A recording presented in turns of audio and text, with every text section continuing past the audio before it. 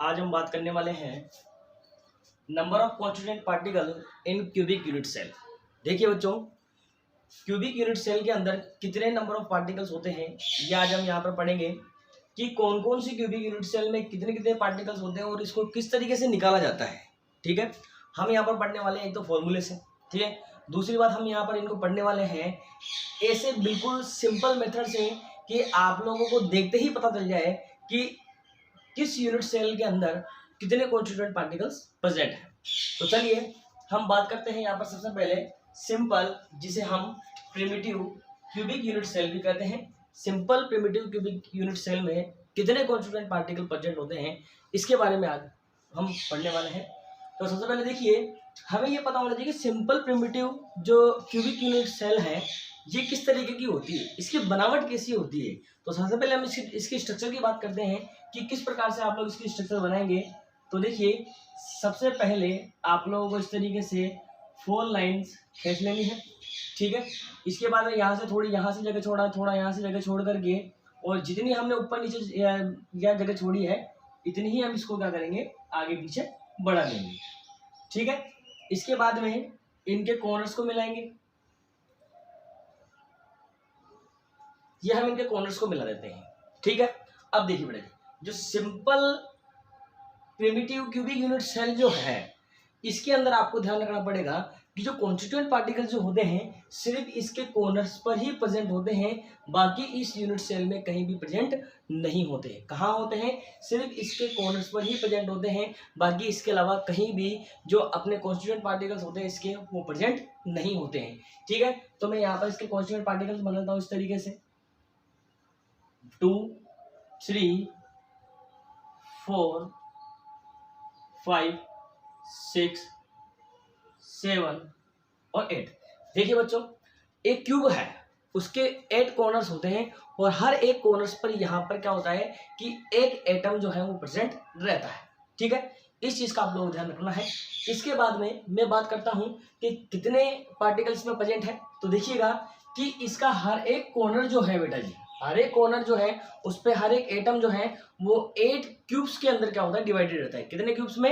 8 cubes के अंदर वो डिवाइड रहता है, क्योंकि पीछे की साइड में क्यूब बनता है, लेफ्ट हैंड साइड में क्यूब बनता है, ऊपर की साइड में क्यूब बनता है, उसके उधर की साइड में क्यूब बनेगा। इस तरीके से 8 क्यूब जो है वो इसमें बनते हैं, तो उनका अपन अपने को ध्यान रखना है। तो ये कितने पार्ट्स में डिवाइड होगा?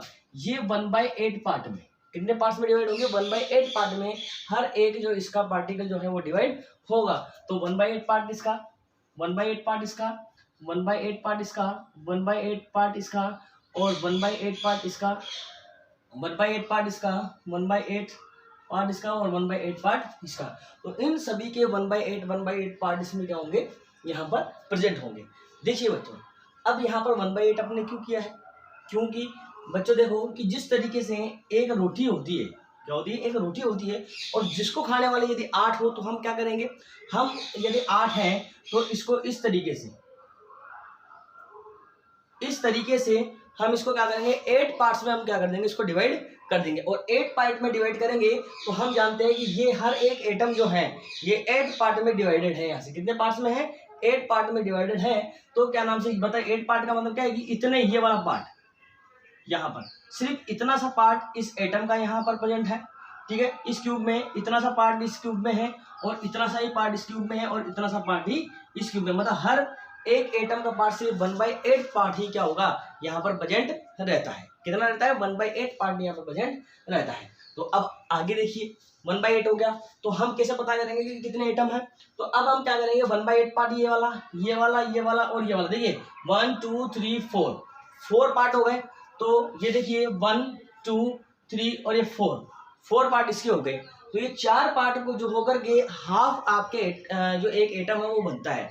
कितने बनता है? 4 पार्ट लेकर के हाफ एटम बनता है। तो वैसे ही 4 पार्ट ये हो गए, तो 5 6 7 और ये 8 पार्ट ये हो गया। इसका मतलब कि जो आपके simple primitive cubic unit cell जो है ओनली 1 एटम इसके अंदर प्रेजेंट होता है। कितना एटम प्रेजेंट होता है? ओनली 1 एटम इसके अंदर प्रेजेंट होता है। ठीक है, अब देखिए आगे इसको लिखना कैसे है। तो सबसे पहले यहाँ पर हमें लिखना पड़ेगा कि नंबर ऑफ पार्टिकल्स। यहाँ पर हमें लिखना पड़ेगा नंबर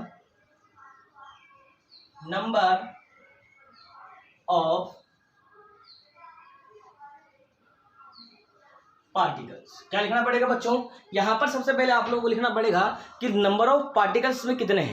अब देखिए बच्चों, नंबर ऑफ पार्टिकल्स हमें निकालने हैं तो क्या करना पड़ेगा, आपको ये ध्यान होना जरूरी है कि हर एक पार्टिकल का यहां पर 1/8 पार्ट है, तो 1/8 मल्टीप्लाई, ठीक है। यहां पर कितने एटम है, 1 2 3 4 5 6 7 और 8 एटम है, तो मल्टीप्लाई बाय 8, काट दीजिए 1 पार्टिकल। तो ध्यान दीजिएगा, इस तरीके से भी हम लोग इसको निकाल सकते हैं और आप देख करके भी इस तरीके से इसको निकाल सकते हैं, ठीक है। तो ये तो हुई सिंपल या प्रिमिटिव क्यूबिक यूनिट सेल की बात। अब हम बात करते हैं बॉडी सेंटर्ड की। Second, body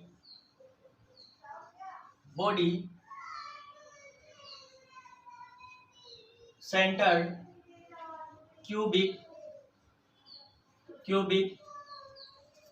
unit cell. अब body centred cubic unit cell में कितने पार्टिकल्स होंगे, देखिए बच्चों, ये तो सिंपल वाली हो गई। बॉडी सेंटर्ड वाली क्या है, देखो इस तरीके से इसको बनाना है, यहां पर ये बनाना है, ठीक है। अब बॉडी सेंटर का मतलब क्या है कि किसी भी एक कमरे के चारों कॉर्नर्स को इस तरीके से मिला दिया जाए, इस वाले कॉर्नर्स को इस कॉर्नर पर, इस वाले कॉर्नर को इस कॉर्नर पर, और हर एक कॉर्नर्स को दूसरे कॉर्नर से मिला दिया जाए। और जब इनकी लाइनिंग जो है किसी एक पॉइंट पर, मतलब उसके मिड पॉइंट पर, किसी भी रूम के एक मिड पॉइंट पर आ जाए और वहां पर एक एटम प्रेजेंट हो, तो वही क्या होगा, वही यहाँ पर क्या होगा, बॉडी सेंटर्ड होगा।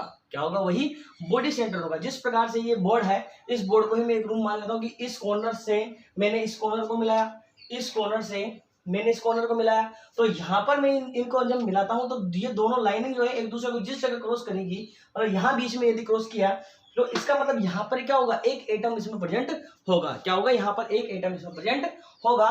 तो अब देखिए इसके अंदर क्या होगा कि इसको मैंने इससे मिला दिया, इसको मैंने यहां से इस कॉर्नर को इससे मिला दिया, इस वाले कॉर्नर को मैंने इससे मिला दिया, ठीक है। और इस वाले कॉर्नर को मैंने यहां पर इससे मिला दिया, ठीक है। तो ये सभी एक दूसरे से यहां पर मिल जाते हैं, मिल गए।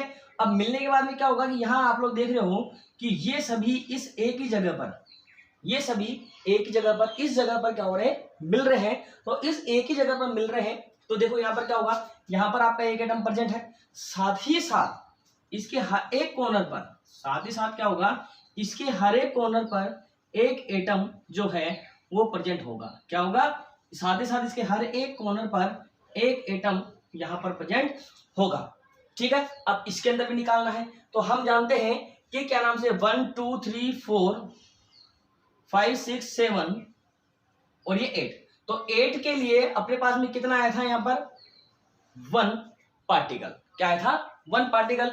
और ये एक पार्टिकल जो है पूरे इस क्यूब के अंदर, क्यूब के बीचों बीच में है, क्यूब के बीचों बीच में है। तो इसका मतलब इसका जो पार्टीशन पूरा का पूरा ये पार्टिकल जो है इसी क्यूब में है, किसी और क्यूब से डिवाइडेड नहीं है या किसी और क्यूब में बटा हुआ नहीं है। तो इसलिए यहाँ पे कितना आ गया, +1।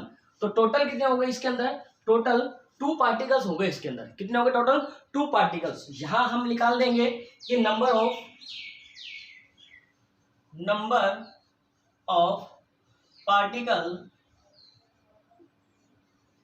पार्टिकल्स क्यूब, इसके लिए निकालोगे तो सीधा 1/8 कर देना, 8 कॉर्नर्स पर है, तो 1/8 मल्टीप्लाई बाय 8 इक्वल टू 1। कहाँ हो गए, 1/8 मल्टीप्लाई बाय 8 इक्वल टू 1। और एक पार्टिकल जो है क्या है, और 1 particle present in body centre,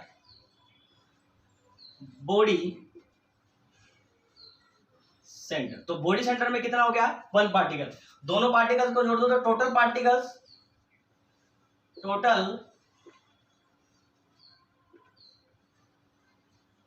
कितने हुए, 1 + 1 equal to 2।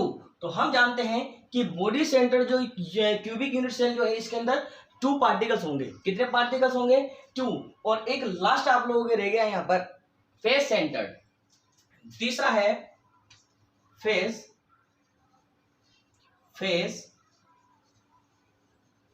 Centred cubic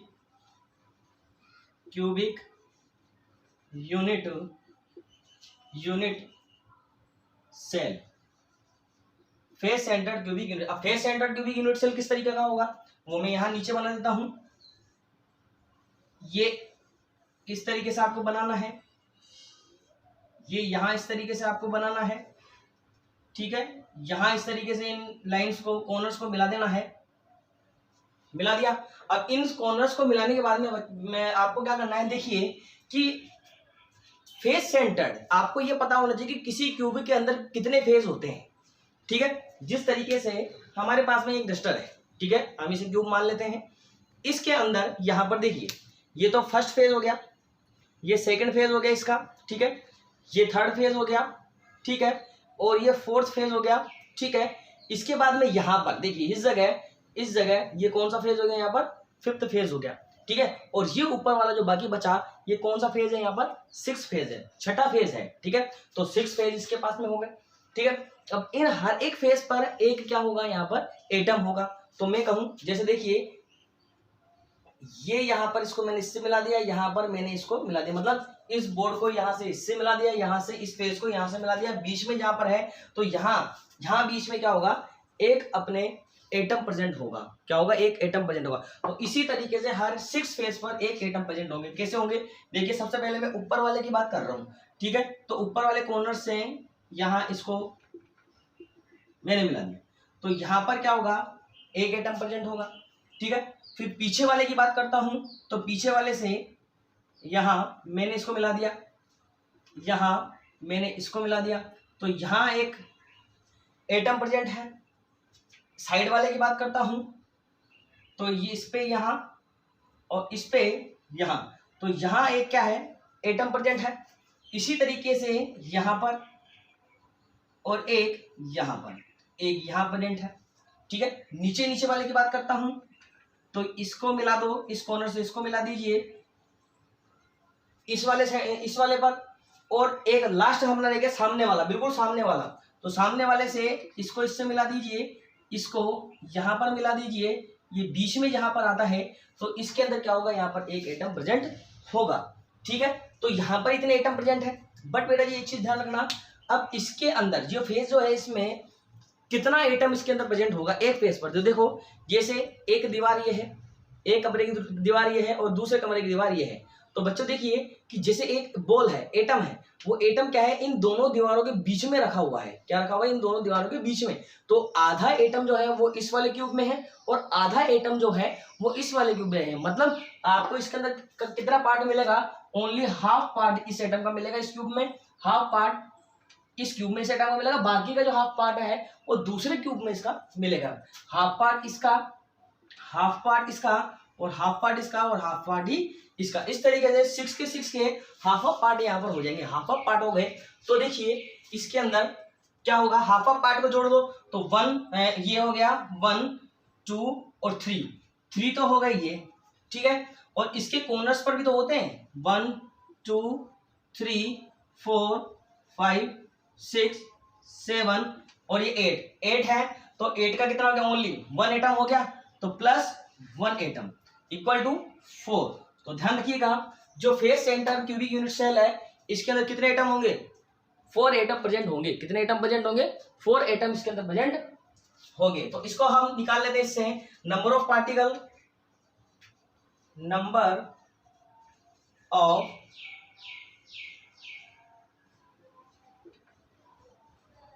particles in cubic unit cell। कितना हो गया, हाफ है तो 1/2 मल्टीप्लाई, हाफ करेंगे क्योंकि आधा पार्टिसिपेशन होता है इसके अंदर। तो 1 2 3 4 5 6 multiply by 6 atom equal to 3 atom. कितने हो गए, 3। ये फेज के जो हो गए वो तो कितने हो गए, 3 हो गए। और एक इनके हर एक कॉर्नर्स पे मिलाकर के एक एटम ये हो गया, तो 3 + 1 = 4 एटम। कितना हो गया यहाँ पर?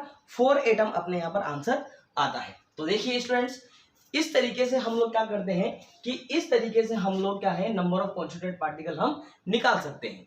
ठीक है, थैंक यू, धन्यवाद।